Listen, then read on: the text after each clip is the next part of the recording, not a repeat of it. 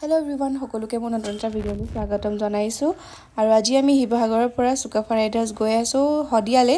riders of eastern হিমালয়াৰ প্ৰথম প্ৰতিষ্ঠা দিৱস উদযাপন কৰিবলৈ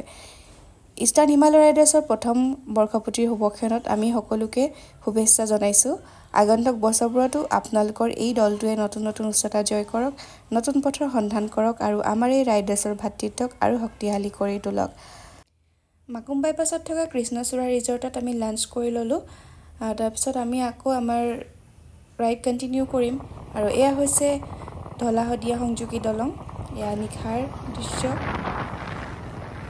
লোকেশ্যন পাবলৈ আমাৰ বেছি সময় নাই আৰু ভিডিঅ'টো আগলৈ চাই থাকিব আপোনালোকে আজি আমি ইভেন্টত কেনেকৈ এনজয় কৰিলো এইখিনি তুমি কি কৰিবা